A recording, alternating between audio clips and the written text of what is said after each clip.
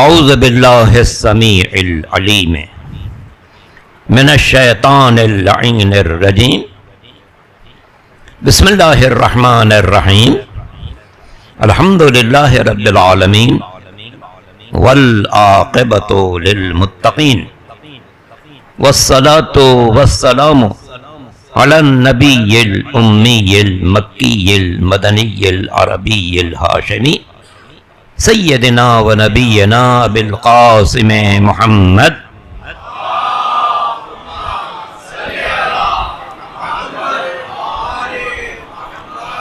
وآلہ الطیبین الطاہرین المعصومین المظلومین الغر المیامین الذین اذهب اللہ عنہم الرجس وطہرہم تطہیرا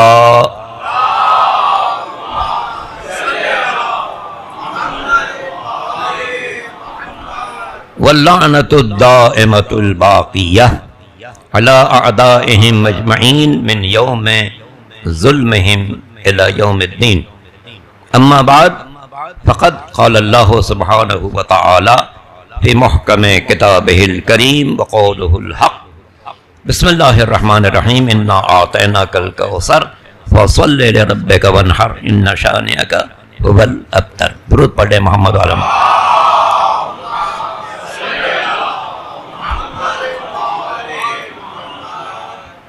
پہلی بات تو یہ کہ ماشاءاللہ یہاں کے جوانان نے اس ادارے کی بارگاہ کی پورے علاقے کی رونق میں غیر معمولی اضافہ کیا ہے۔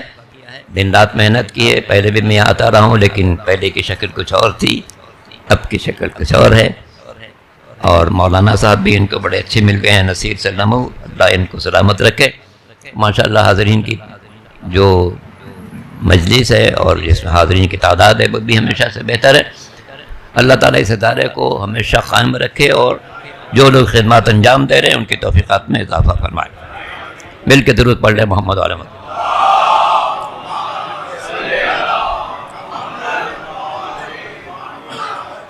تو یہ جو سہیل شاہ صاحب آپ کے سامنے کلام سنا رہے تھے وہ مجھے اتنا پسند ہے، میں دنیا میں جہاں بھی ملتے ہیں میں ان سے فرمائش کر کے وہ کلام سنتا ہوں۔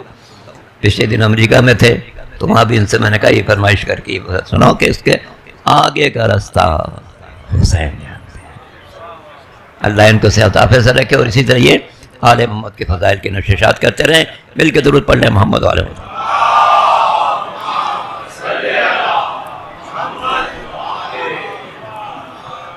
قرآن مجید کا یہ معروف سورہ جب سرکار دو عالم خاتم الانبیاء حضرت محمد مصطفیٰ صلی اللہ علیہ وسلم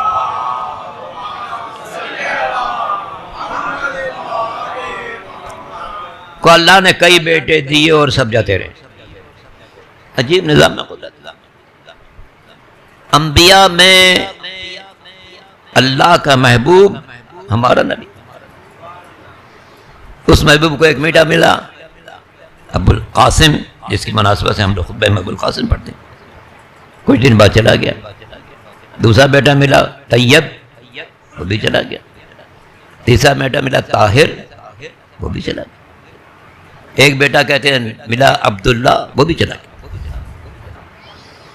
تو مکے کے مشرکین نے تانا دینا شروع کیا کہ ان کی اولاد تو رہے گی نہیں، تو یہ جو باتیں کہہ رہے ہیں نا یہ ان کے ساتھ ہی ختم ہو جائے گی، یہ بے نسل ہیں۔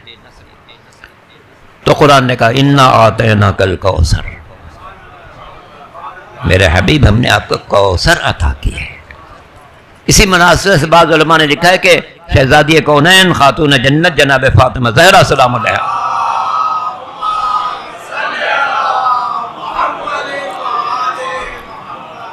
کا ایک نام کوثر بھی ہے کہ اللہ نے ان دشمنوں کے جواب میں یہ کوثر عطا کی۔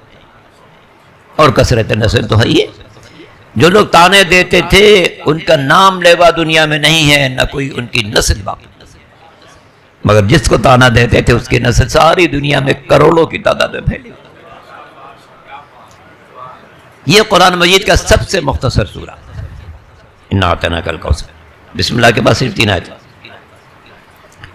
اہل عرب کو اپنی زبان پر بڑا ناز تھا، غرور تھا، ناز سے بڑھ کے غرور تھا۔ اس لیے اپنے کو عرب کہتے تھے نہیں زبان والے، اور دنیا کو عجم کہتے تھے. یہ گونگے لوگ ہیں. ان کے بعض شعراء بہت بلند مرتبہ گزرے ہیں. ان شعراء کے کلام کو انہوں نے مرصع طریقے سے محفوظ کر کے خانہ کعبہ کی دیواروں پر آویزہ کر دیا. 7 قصیدے تھے اور واقعاً ادبی اعتبار سے بہت شاندار تھے. ان کا خیال یہ تھا کہ یہ ایسا کلام ہے جس کے مقابلے میں دنیا کا کلام پیش نہیں کیا جا سکتا. جب یہ سورہ نازل ہوا تو سرکار دو عالم نے فرمایا کہ لے جاؤ جہاں ان لوگوں نے اپنے قصائد لگا رکھے اس کو لے کے لگا دو. 3 آیتیں قرآن کا سب سے مختصر سے لگا دو. اس کا آویزہ کر دیا گیا. جب وہی عرب کے لوگ جنہیں اپنی زبان پڑا ناز تھا آئے، انہوں نے سورہ کو دیکھا، اپنے قصائد دیکھے اور اس کو سورہ کو دیکھا، سارے قصائد اتار لیے اور اقرار کیا ما ھذا کلام البشر. ہم نے جو لگایا تو انسانی کلام تھا، یہ تو انسانی کلام نہیں ہے. اس سے ہم ایک نتیجہ نکالتے ہیں کہ جب کلام الہی آ جائے تو انسانی کلام کی کوئی حیثیت نہیں ہے. تو جب اللہ کا منتخب کردہ بندہ آ جائے تو باقی لوگوں کی حیثیت ہوگی. درود پڑھ لیں محمد علیہ محمد.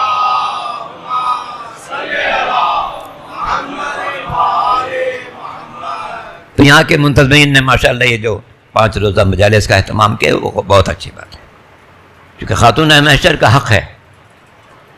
اور یہ مجالس در حقیقت ایک اظہار عقیدت بھی ہے، درس حیات بھی ہے، زندگی کا راستہ بھی ہے.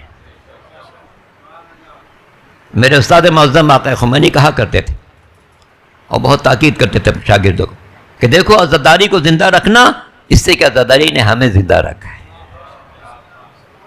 نہیں، ہم نہیں زندہ رکھا. خاتون محشر کی زندگی ایک غیر معمولی زندگی. کسی شاعر نے سچ کہا وقار عالم اسماء ہے فاطمہ زہرا. پوری دنیا انسانیت جناب آدم سے لے کے حضور تک اور حضور سے لے کے آج تک دنیا کی کوئی ایسی خاتون نہیں ہے جو جناب سیدہ سے برابری کا دعویٰ کر سکے.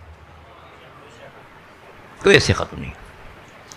اور ہماری ماؤں، بہنوں، بیٹیوں کو چاہیے کہ دنیا کی ان بے ادب خواتین کو نہ دیکھیں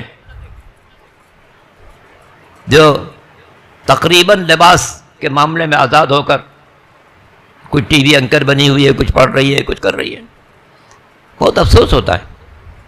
ماضی میں صرف پی ٹی وی تھا، اس میں جو خبریں پڑھنے والی آتی تھی وہ پورے لباس کے ساتھ ہوتی تھی، دوپٹہ بھی صحیح طریقے سے ہوتا تھا. آج کل جو اتنے بہت سارے چینل ہیں آزاد، بلکہ مادر پہ در آزاد، ان میں شاذ و نادر کوئی ایسی آپ کو پڑھنے والی نظر آئے گی جس کے جسم پر کوئی چھوٹا سا دوپٹہ ہو.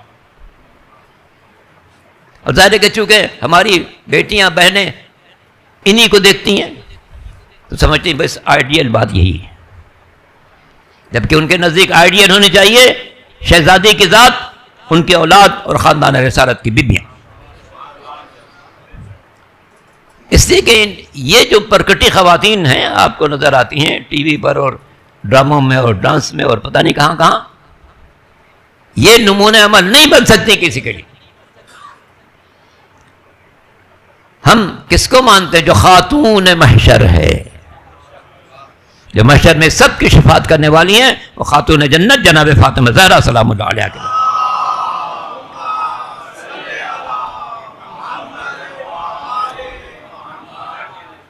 ایک دلچسپ مکالمہ بھی آپ سے عرض کر دوں اور پھر شہزادی کے بارے میں 2 باتیں.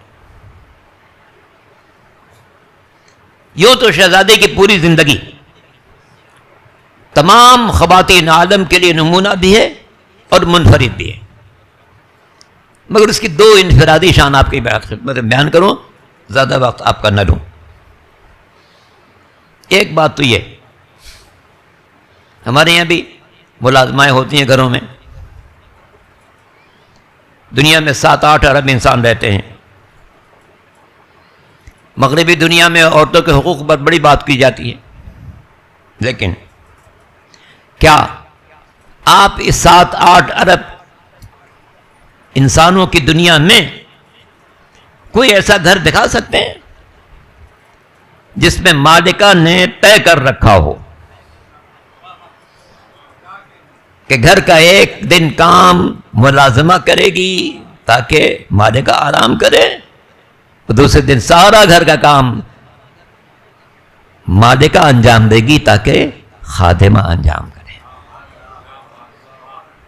کہیں نہیں مل سکتی. وثوق کے ساتھ کہتا ہوں کہ پوری دنیا میں اس کی مثال نہ ماضی میں تھی، نہ آج ہے، نہ مستقبل میں ہو. یہ منفرد ذات ہے شہزادی کونین خاتون جنت جناب فاطمہ زہرا سلام اللہ علیہ.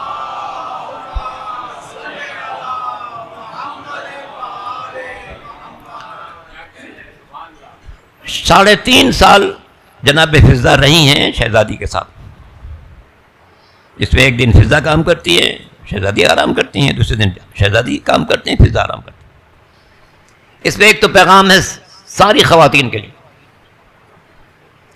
کہ جو تمہارے گھر میں ملازمائیں ہیں ان کو بھی انسان سمجھو. وہ لوہے کی بنی بھی نہیں ہے، وہ بھی انسان ہے، بیمار بھی پڑ سکتی ہیں، کسی وجہ سے چھٹی بھی کر سکتی ہے. اگر کسی دن بیمار ہو جائے مت کہنا کہ یہ نخرہ کر رہی ہے.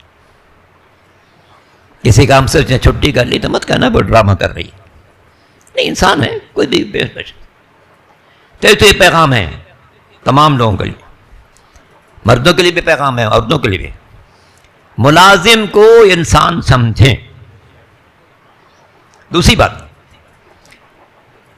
3.5 سال شہزادی کے ساتھ رہیں. اسے مشہور یہی ہے کہ 7 ہجری میں کسی وقت وہ تشریف لائی تھی اور 11 ہجری کی ابتدائی حصے میں شہزادی چلی گئی. تو 3.5 سال ان کو شہزادی کے ساتھ رہنے کا موقع ملا. مگر اس 3.5 سال میں انہوں نے کیا کسب فیض کیا، اس کا اندازہ ایک واقعے سے کیجیے گا. یہ واقعہ اتنا مشہور ہے کہ کتابوں میں تو موجود ہی ہے. سیارہ ڈائجسٹ لاہور سے چھپتا ہے، اس میں قرآن نمبر میں یہ واقعہ بھی چھاپا کرتا ہے، کیونکہ ایسا واقعہ کسی سے چھپایا نہیں جا سکتا. ایک عالم اہل سنت بیان کرتے ہیں کہ میں حج کے لیے جا رہا تھا تو دیکھا راستے میں ایک خاتون اکیلی نماز پڑھ رہی. مجھے بڑا تعجب ہوا، حج کے لیے کوئی اکیلے نکلتا نہیں ہے، نمازی میں نہ آج، وہ بھی ایک خاتون سڑک کے کنارے اکیلے، یہ کیسے ہو سکتا ہے؟ وہ کہتے ہیں میرے ذہن میں آیا میں کہ شاید یہ کوئی جنات ہیں یا انسان ہے، پتہ تو کروں. گئے، ان کو سلام کیا. انہوں نے، میں نے سلام کیا تو انہوں نے جواب میں قرآن کی آیت پڑھی، سلام علیکم طبتم فادخلوها خالدین. میں نے کہا اچھا، یہ تو بڑی باکمال خاتون لگتی ہیں کہ میں نے سلام علیکم کہا، انہوں نے جواب میں آیت پڑھ دی، اس میں سلام کا تذکرہ. میں نے پوچھا آپ انسان ہیں یا جنات ہیں؟ تو انہوں نے آیت پڑھ دی، لقد خلقنا الانسان فی احسن تقویم، ہم نے انسان کو سب سے بہتر پیدا کیا ہے. تو میں اچھا، تو آپ یہاں اکیلی کیوں ہیں، یہاں کیسے آئی ہوئی ہیں؟ تو انہوں نے آیت پڑھی، للہ علی الناس حج البیت من استطاع الیہ سبیلا، جس پر حج واجب ہو جائے اس کو جانا چاہیے. تو میں سمجھ گیا اچھا یہ حج کے لیے نکلے. میں نے پوچھا آپ اکیلی کیوں ہیں؟ دونوں قرآن کی ایک آیت پڑھی کہ جس کے ساتھی جدا ہو جائے وہ اکیلا ہو جاتا ہے. میں نے پوچھا آپ کی کوئی اولاد؟ تو انہوں نے آیت پڑھی الباد والبنون زینت الحیات الدنیا، مال بھی انسانی زینت ہے اور بیٹے بھی انسانی زینت ہے. اس سے میں سمجھا کہ ان کے بیٹے ہیں. میں نے کہا آپ کے بیٹوں کا نام کیا ہے؟ تو انہوں نے قرآن کی 2-4 آیتیں پڑھی جن میں کسی میں ہارون کا تذکرہ، کسی میں موسیٰ کا تذکرہ، کسی میں ایوب کا تذکرہ، جس سے سمجھ میں آیا کہ ان کے بیٹوں کے یہ نام ہیں. میں نے پوچھا کہ بھئی آپ یہاں کافی دیر سے نظر آ رہی ہیں، آپ کے لیے کچھ کھانے کا انتظام کروں؟ تو قرآن کی آیت پڑھی ما جعلنا لهم جسدا لا یاکلون الطعام، ہم نے انسانوں کا جسم ایسا تھوڑی بنایا کہ ان کو کھانے کی ضرورت ہی نہ ہو. درود پڑھ لے محمد والے محمد.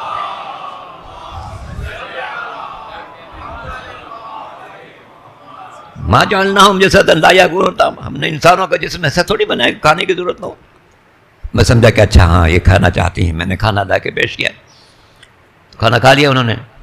اس کے بعد میں نے کہا بھائی آپ اکیلی ہیں, میری سواری حاضر ہے, آئیے بیٹھ جائیے. تو انہوں نے آیت پڑھ دی, لوکان فیہما آلہۃ الا اللہ لفسدتا. اگر اس کائنات میں 2 خدا ہوتے تو نظام برباد ہو جاتا. اس کا مطلب میں سمجھ گیا کہ وہ میرے ساتھ سواری پہ بیٹھنا نہیں چاہتی ہے. یہ سب باتیں ہوئیں. پھر میں نے تجسس کیا کہ بھی تلاش کرو بھی ان کے بیٹے کہاں ہیں, کوئی نہ کوئی ان کے ساتھ ہوگا بیٹا. تو مختلف قافلے گزر رہے تھے, میں ایک ایک قافلے میں جاتا رہا. یہاں تک قافلے میں آواز دی تو ہارون نام کا ایک شخص نکلا. میں نے کہا بھائی ایک خاتون سڑک کے کنارے بیٹھی ہیں اور مسلسل عبادت کیے جا رہی ہیں, اکیلی ہیں. مجھے بڑا تعجب ہوا ان پر, اور میں جو بات کہتا ہوں اس کے جواب میں قرآن کی آیت پیش کرتا. کہنے لگا آپ نہیں جانتی وہ ہماری ماں جناب فضہ ہیں, کہ جن کو جو بات بھی کہنی ہو اس کے لیے قرآن کی آیت پڑھ دیتی ہیں, مطلب واضح ہو جاتا ہے. اور یہ سب فیض ہے خاتون جنت جناب فاطمہ زہرا سلام اللہ.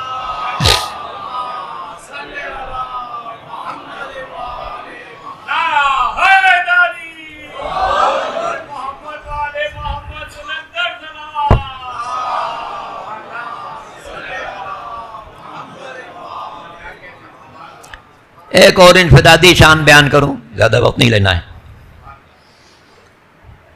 آپ کو شاید دنیا میں کوئی ایسا خاندان نہ ملے, کوئی ایسا میاں بیوی نہ ملے جن میں بیوی نے ساری زندگی شوہر سے کوئی فرمائش کی ہی نہ ہو. اکثر شوہر تو وہ فرمائشوں کی فہرست سے پریشان رہتے ہیں. درود پڑھ لیں محمد علیہ وسلم.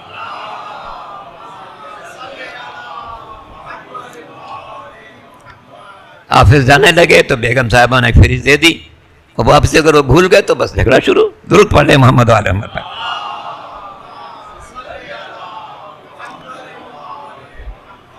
تو میں نہیں سمجھتا کہ آپ کوئی ایسا گھر تلاش کر سکتے ہیں جس میں ساری زندگی زوجہ نے شوہر سے کوئی فرمائش نہ کی ہو. یہ مثال بھی شہزادی کے نظر آئی. جب شہزادی کی زندگی کا آخری دن تھا, مولا نے کیا فرمایا؟ مولا نے فرمایا دختر رسول, ہم نے ساری زندگی یوں بسر کی کہ آپ نے کوئی فرمائش نہیں کی. کیسا کمال ہے اس زوجہ کا کہ ساری زندگی شوہر سے کوئی فرمائش نہ کرے. جانتے ہیں کہ بھئی مشکلات ہیں, جنگیں ہیں, مخالفین کا سامنا ہے. ہر وقت تبلیغ دین میں میرا شوہر موصوف ہے, میں فرمائش کر کے اس کو پریشانی میں نہ ڈالوں. تو سوال میں شہزادی کی عظمت پوشیدہ ہے, جواب میں شوہر کی عظمت پوشیدہ ہے. شہزادی فرماتے ہیں ابو الحسن آپ میری ہر ضرورت یوں پوری کر دیتے ہیں کہ مجھے فرمائش کرنے کی ضرورت نہیں پیش آتی. اس میں دنیا کے ہر جوڑے کے لیے پیغام ہے. خاتون خانہ حتاً امکان فرمائش نہ کرے. کیا پتہ میں فرمائش کروں شوہر پریشانی پڑ جائے. اور شوہر پر فرض ہے گھر کی ضروریات پر یوں نگاہ رکھے کہ خاتون خانہ کو فرمائش کی ضرورت نہ پیش آئے. درود پڑھ لیں محمد علیہ وسلم.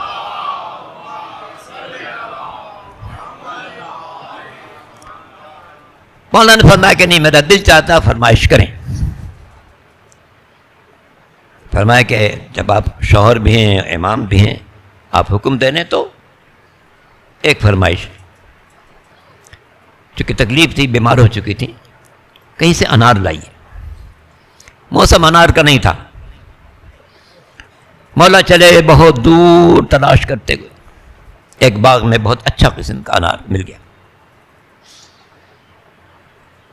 جو اس قیمت تھی ادا کی, لے کر گھر کی طرف چلے. جب آ رہے تھے راستے میں دیکھا ایک آدمی, بوڑھا آدمی سڑک کے کنارے لیٹا ہوا. رک گئے. اس سے کہ یہ بات تو بالکل واضح ہے کہ مولا کسی کو نظر انداز نہیں کر سکتے. درود پڑھ لیں محمد علیہ وسلم.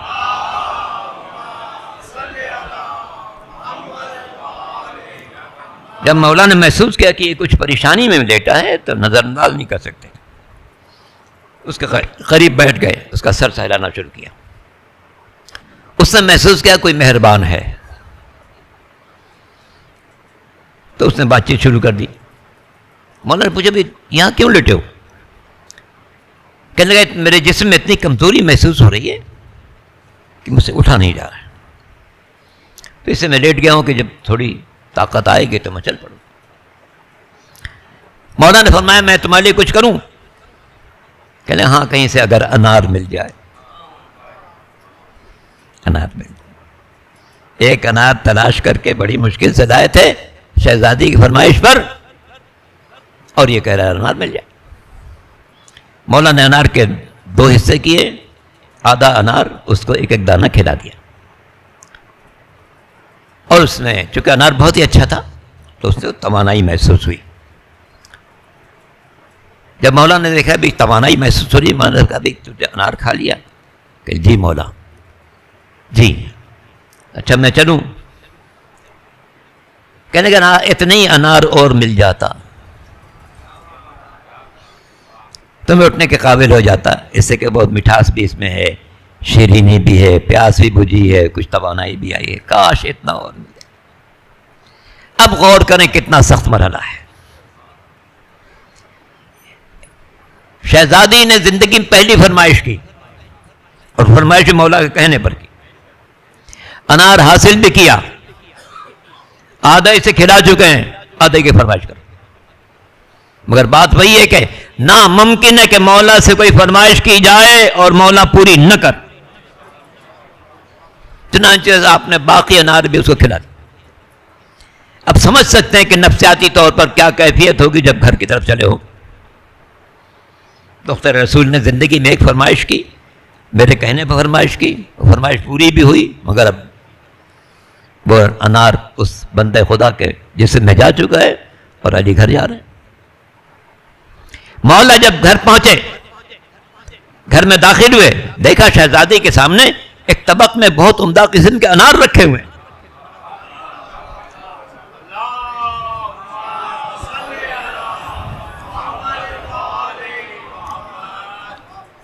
فرمایا دختر رسول آپ کے سامنے بہت عمدہ انار نظر آ رہے ہیں. فرمایا ہاں ابھی ایک شخص آیا, اس نے کہا یہ انار علی نے بھیجے ہیں. گویا علی اللہ کے بندے کو فیض پہنچا رہے تھے, اللہ علی کے سرخرو ہونے کا سامان کر رہا تھا.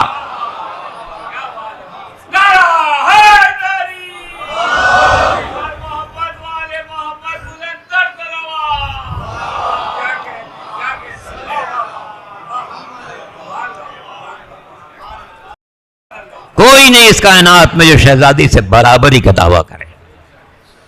ہمارے نزدیک فکر کے لوگ عجیب و غریب باتیں کر جاتے ہیں کہ صاحب پیغمبر کی جو گھر والیاں تھیں وہ دنیا کے سب خواتین سے. میں نے کہا جناب آپ یہ جو فرما رہے ہیں کہ پیغمبر کے گھر میں جو تھی وہ دنیا کی ساری خواتین سے بہتر ہے, میں آپ کی بات مانوں یا قرآن کی بات مانوں؟ اچھا کیا قرآن میں اس کے خلاف لکھا ہے؟ میں نے کہا آپ یہی تو کہہ رہے ہیں کہ وہ جو تھیں گھر میں وہ ساری دنیا کے خواتین سے رہتی. کہ ہاں یہی کہتے ہیں. میں نے کہا قرآن پہ اس کے خلاف لکھا ہے. اچھا قرآن میں اس کے خلاف لکھا ہے؟ جی.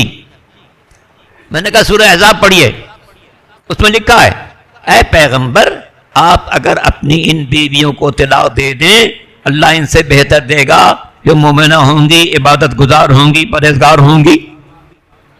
تو اگر تھی تب بھی تو اللہ نے کہا. اللہ یہ جو کہہ رہا ہے اے پیغمبر آپ ان کو اگر طلاق دے دیں اللہ ان سے بہتر دے گا, تو اس کا مطلب یہ کہ پیغمبر کے گھر میں جو موجود تھیں ان سے بہتر وہ تھیں جو گھر سے باہر تھیں. کہ اللہ نے وعدہ کیا اگر آپ ان کو طلاق دے دیں اللہ ان سے بہتر دے گا. کہنے آپ نے آنکھیں کھول دی. میں نے کہا کاش کھلی رہیں. میں نے کہا ایک بات یاد رکھیے, اس پوری کائنات میں حضرت آدم سے لے کے حضور تک, حضور سے لے کے آج تک, آج سے لے کے قیامت تک کوئی ایسی خاتون نہیں ہے جو جناب سیدہ سے برابری کا دعویٰ کرے. اور جب برابر نہیں ہو سکتی بہتر کیسے ہو سکتی؟ کہ آپ نے بات بہت بڑی کہی ہے. میں نے کہا یقیناً بڑی بات کہی ہے مگر اس کی دلیل بہت واضح ہے. میں نے کہا اپنے دعوے کو دہراتا ہوں کہ حضرت آدم سے لے کے حضور تک, حضور سے لے کے آج تک, آج سے لے کے قیامت تک کوئی ایسی خاتون نہیں ہے جو جناب سیدہ سے برابری کا دعویٰ کرے. اور اس کی دلیل بالکل واضح ہے. شہزادی کے علاوہ کون ہے جس کا باپ انبیاء کا سردار، جس کا شوہر اولیاء کا سردار، جس کے بچے جوانان جنت کے سردار، جو خود خواتین عالم کے سردار؟ باپ کو دیکھو کون ہے؟ طٰہٰ، یاسین، مزمل، مدثر، رحمت للعالمین، شفیع المذنبین، احمد مجتبیٰ، محمد مصطفیٰ صلی اللہ علیہ وسلم۔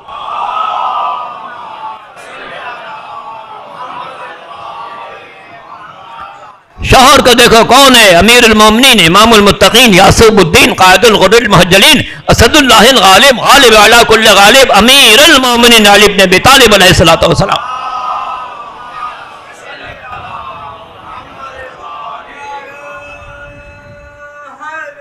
یا علی،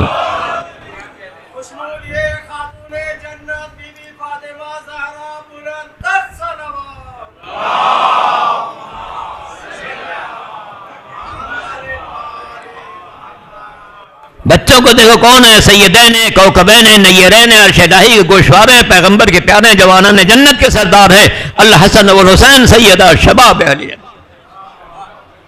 خود کو دیکھو، دونوں روایتیں موجود ہیں، صحیح ستہ میں بھی موجود ہیں، فاطمۃ سیدۃ نساء العالمین، فاطمۃ سیدۃ نساء اہل جنہ۔ دنیا میں جتنی خواتین ہیں ان کی بھی سید و سردار شہزادی کونین ہیں، اور جنت میں جتنی جانے والی خواتین ہیں اولین سے لے کے آخرین تک سب کے سید و سردار خاتون محشر انسی حورا صدیق کبریٰ جناب فاطمہ زہرا سلام اللہ۔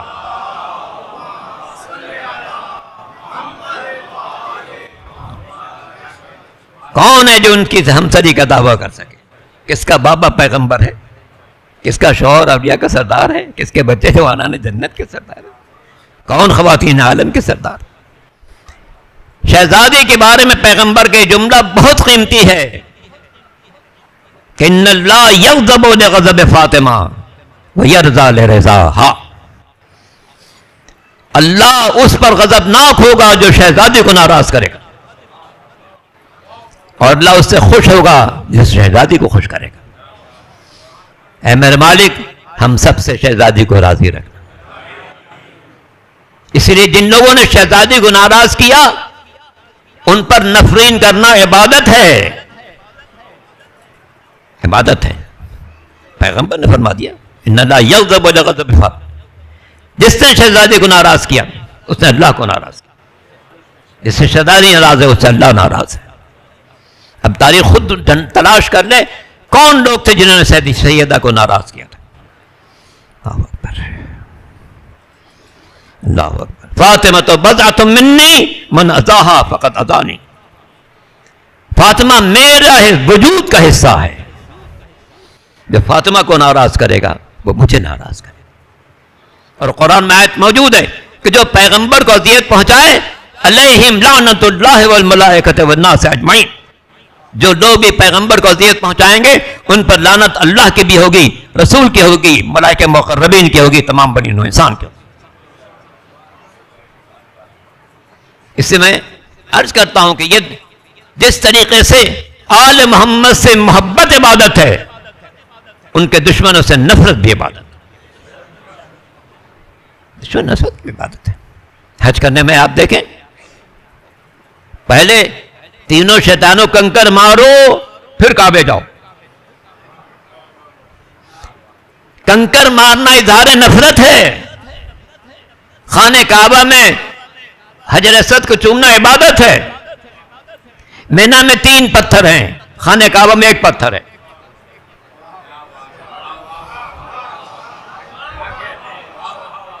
اور لکھا بھی ہے چھوٹا شیطان، درمیانہ شیطان، بڑا شیطان۔ ہم بھی یہ کہتے ہیں ایک چھوٹا تھا، ایک بڑا تھا، ایک بہت درمیانہ تھا۔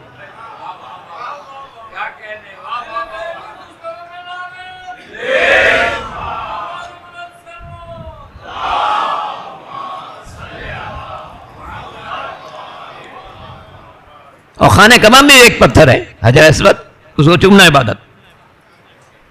گویا جو قابل نفرت ہے اس سے نفرت عبادت، جو قابل محبت ہے اس سے محبت عبادت۔ اللہ کا احسان ہے کہ اس نے ہمیں اس در آل محمد سے وابستہ قرار دیا۔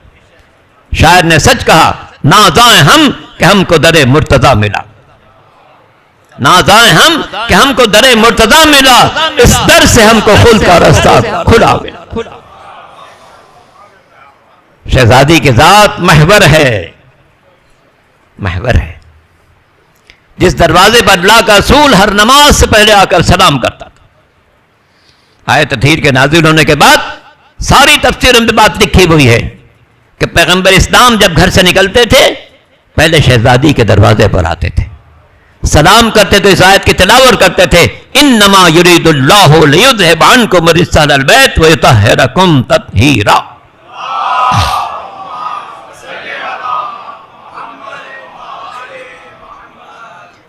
اے دنیا والوں پہچانو کہ اللہ کا نبی اللہ کے گھر بعد میں جا رہا ہے، سیدہ کے گھر پر پہلے آ رہا،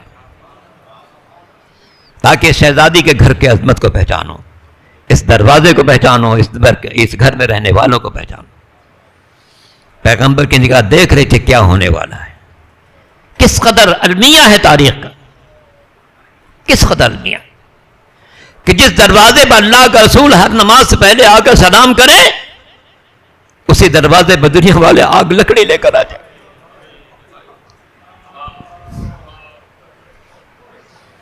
اسی دروازے پر شہزادی گھر جلانے کے لیے یہود و نصارہ نہیں آئے تھے، مشرکین مکہ نہیں آئے تھے، کفار عرب نہیں آئے تھے، مجوسی و پارسی نہیں آئے تھے، وہ آئے تھے جو حضور کا کلمہ پڑھتے تھے۔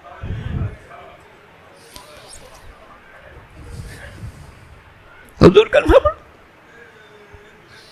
اور آنے والے شہزادی سے مطالبہ کرتے ہیں اس گھر میں جو انہیں باہر نکالیے، ورنہ ہم گھر کو آگ لگائیں گے۔ آج اگر کسی شریف کے دروازے پر کچھ لوگ آگ لکڑی لے کر پہنچ جائیں کہ ہم اس گھر کو آگ لگا دیں گے، ہر دیکھنے والا احتجاج کتنے آدمی گھر کو جلانا چاہتے ہو، مگر ہائے مدینہ وہاں کوئی ایسا نہ تھا جو آنے والوں سے کہتا ارے کائنات کا اشرف ترین دروازہ یہی تو ہے جہاں اللہ کے رسول ہر نماز سے پہلے آ کے سلام کر رہا ہے۔ مگر بے ادب لوگ شہزادی سے کہتے ہیں ان جو لوگ گھر میں باہر نکلیے۔ شہزادی نے فرمایا اس میں تو میرے بیٹے حسن حسین رہتے ہیں۔ جواب ملا چاہے جو بھی رہتا ہو، کیا یہ لوگ حسن حسین کو نہیں پہچانتے تھے؟ کیا انہوں نے منظر نہیں دیکھا تھا کہ اگر پیغمبر ممبر پر خطبہ دے رہے ہیں اور یہ شہزادے داخل ہوئے، پیغمبر نے خطبہ روکا، ممبر سے اترے، بچوں کو اٹھایا، اپنے سانوں پر بٹھایا، ایک حسن کو بٹھایا، دوسرے پر حسین کو بٹھایا، کبھی اس کو پیار کر رہے ہیں، کبھی اس کو پیار کر رہے ہیں۔ اور اگر ایسا ہوا کہ ننھا شہزادہ مسجد میں آیا، اس نے دیکھا میرا نانا سجدے میں ہے، بچہ پشت رسول پر بیٹھ گیا، حکم خدا ہوا میرے حبیب اس وقت تک سجدے سے سر نہ اٹھائیے گا جب تک یہ شہزادہ اپنی مرضی سے اتر نہ جائے۔ گویا پیغام الہی تھا کہ ہمارا ہی تو سجدہ ایسے ہونے دو تو نبی۔ پیغمبر نے 70 مرتبہ سبحان ربی الاعلیٰ و بحمدہ پڑھا، جب تک شہزادہ اپنی مرضی سے اتر نہ گیا پیغمبر نے سجدے سے سر نہ اٹھایا۔ مگر آنے والے اتنے بے ادب تھے، انہوں نے گھر کا دروازہ سیدہ کے اوپر گرا دیا۔ شہزادی کونین دیوار و در کے درمیان زخموں سے چور ہو کر زمین پر گر پڑی۔ فضہ کو پکارا یا فضہ ضمی علیک، اے فضہ ذرا سہارا دینا۔ آج فضہ جناب سیدہ کو سہارا دے رہی ہے، یہی فضہ شام میں زینب کو سہارا دے رہی ہو۔ اجرکم علی اللہ۔ شہزادی نے دنیا سے جانے سے پہلے کچھ وصیتیں جناب زینب سے فرمائی، کچھ سے فرمائی۔ جناب زینب سے فرمایا بیٹی اگرچہ تم کم سن ہو مگر میرے بعد گھر کی ذمہ داری تم پر آنے والی ہے۔ اے میری بیٹی میرے ہر بچے کا خیال کرنا اور میرے حسین کی پیاس کا خیال کر۔ میرا یہ بچہ ہے جس سے پیاس برداشت نہیں ہوتی، جب شکم میں تھا آواز دیتا تھا یا اماں انا عطشان، یا اماں انا غریب، یا اماں انا مظلوم۔ اے ماں میں غریب الوطن ہوں، اے ماں میں مظلوم ہوں، اے ماں میں پیاسا ہوں۔ میں نے بابا سے پوچھا تھا بابا یہ بچہ بار بار کیوں کہتا ہے کہ میں غریب الوطن ہوں، میں مظلوم ہوں، میں پیاسا ہوں؟ تو میرے بابا نے کہا تھا بیٹی ایک وقت ایسا آئے گا یہ کربلا کی سرزمین پر غریب الوطن بھی ہوگا, مظلوم بھی ہوگا, 3 دن کا بھوکا پیاسا بھی ہوگا. جناب سیدہ شہزادی زینب سے فرماتی بیٹا میرے حسین سے پیاس برداشت نہیں ہوتی, ہمیشہ اس کے لیے پانی محفوظ رکھنا, کبھی ایسا نہ ہو کہ میرے بیٹے کو پیاس لگے اور گھر میں پانی موجود ہو. عرب کے سرزمین پر پانی مشکل سے ملتا تھا مگر جناب زینب پانی ضرور رکھتی تھی. مگر میں نہیں سمجھتا کہ جب کربلا کا میدان ہوگا, حسین کے چہرے پر پیاس کی شدت ہوگی, زینب کو ماں کی وصیت یاد آتی ہوگی تو عجب نہیں جنت البقیع کا رخ کرتی ہوں گی, اماں زینب نے وصیت کو بھلایا نہیں ہے. مگر آج زینب اتنی بے بس ہے, اصغر کو بھی 2 قطرے آپ نہیں پلا سکتے. اور آپ جانتے ہیں کہ سرکار سید الشہداء نے ہم سب سے فرمائش کی ہے, شیعتی مہما شریف تم بہت محبت کرو. اے میرے چاہنے والوں جب بھی ٹھنڈا پانی پینا تو میری پیاس کو یاد کر لینا. اجرکم علی اللہ آخری جملوں کی ضرورت ہے. جب شہزادی کا وقت آخر قریب آ گیا تو مولا سے وصیت فرمائی یا علی آپ ہی مجھے غسل دیجیے گا, کفن پہنے گا, نماز جنازہ ادا کیجیے گا, رات کی تاریکی میں مجھے سپرد لحد کر دیجیے گا. میرے مولا نے حسب وصیت غسل دیا, کفن پہنایا, نماز جنازہ ادا کی, رات کا انتظار کیا. جب رات اچھی طریقے سے تاریک ہو گئی تو میرے مولا بنی ہاشم کے چند گنے چنے افراد کے کانوں پر لے کر شہزادی کا جنازہ چلے. جب میرے مولا جنازہ لے کر جا رہے تھے علی نے محسوس کیا جنازے کے پیچھے ایک چھوٹی سی بچی سیاہ چادر میں ملبوس چپ کے روتی بھی چلی آ رہی ہے. جب مولا نے زینب کو آتے ہوئے دیکھا, حسن مجتبیٰ سے کہا بیٹا جنازہ روک دو, زینب کو گھر پہنچا دو. علی کو یہ گوارا نہیں میری زندگی میں زینب گھر سے باہر نکلے. میرا دل چاہتا عرض کروں مولا یہ مدینہ ہے, رات کا وقت ہے, ماں کا جنازہ ہے, زینب کمسن ہے, سیاہ چادر ملبوس ہے, آپ کو گوارا نہ ہوا زینب گھر سے نکلے. اے میرے مولا 61 ہجری میں ذرا کربلا آئی ہے اور یہ منظر دیکھیے, زینب کے سر سے چادر چھینی جا رہی ہے. اب یہی زینب ہوگی, کبھی کوفے کا دربار, کبھی شام کا بازار, علی کی بیٹی بے مقنع چادر. عجب نہیں جب جناب زینب کو شام کے دربار میں جانا پڑا ہوگا تو ایک مرتبہ مدینے کا رخ کیا ہوگا, اپنی ماں کو پکارا ہوگا, اماں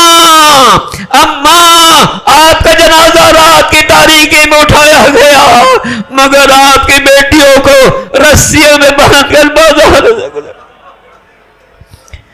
ہائے زینب, ہائے شام کا بازار, ہائے سیدہ, ہائے سیدہ, پہلو کو توڑا گیا.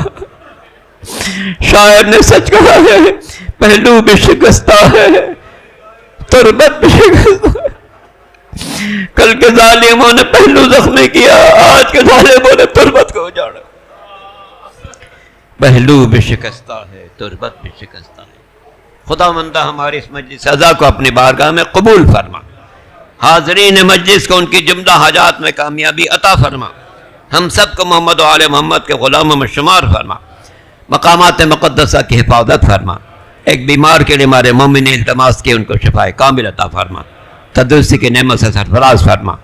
جو تمام حاضرین کو ان کی جملہ حاجات میں کامیابی عطا فرما, حسینیت کے پرچم کو ساری دنیا میں بلند فرما, جنت البقیع کی تعمیروں کا اسباب فراہم فرما.